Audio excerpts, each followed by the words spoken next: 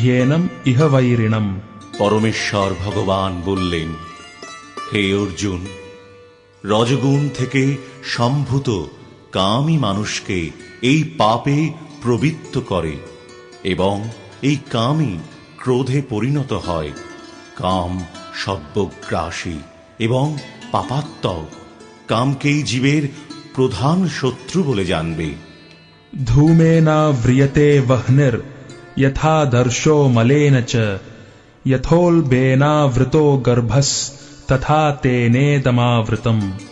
অগ্নি যেমন ধূম দ্বারা আবৃত থাকে এবং দর্পণ যেমন ময়লার দ্বারা আবৃত থাকে, অথবা গর্ভ যেমন জরায়ুর দ্বারা আবৃত থাকে, তেমনি জীবসত্তা বিভিন্ন মাত্রায় এই কামের দ্বারা আবৃত থাকে।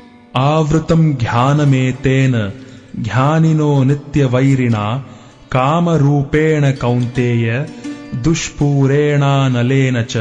কামরূপী চিরশত্রুর দ্বারা মানুষের শুদ্ধ চেতনা আবৃত। এই কাম দুর্বারিত অগ্নির মতো চির অতৃপ্ত।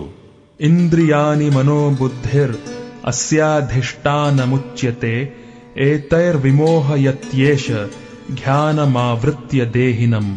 ইন্দ্রিয় সমূহ, মন এবং বুদ্ধি এই কামের আশ্রয়স্থল, যার মাধ্যমে কাম জীবের প্রকৃত জ্ঞানকে আচ্ছন্ন করে তাকে বিভ্রান্ত করে।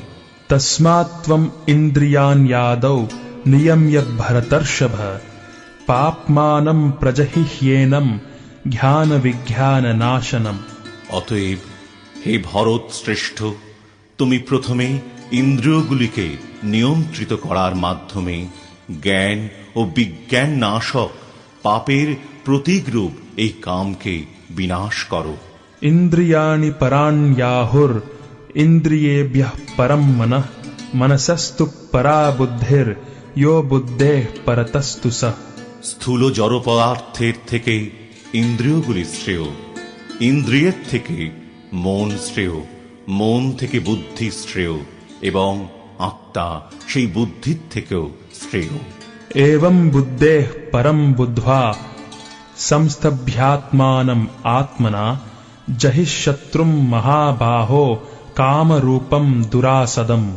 হে মহাবীর অর্জুন, নিজেকে জড় ইন্দ্রিয়, মন এবং বুদ্ধির অতীত জেনে চিৎ শক্তির দ্বারা নিকৃষ্ট বৃত্তিকে সংযত করে কামরূপ দুর্জয় শত্রুকে জয় করো।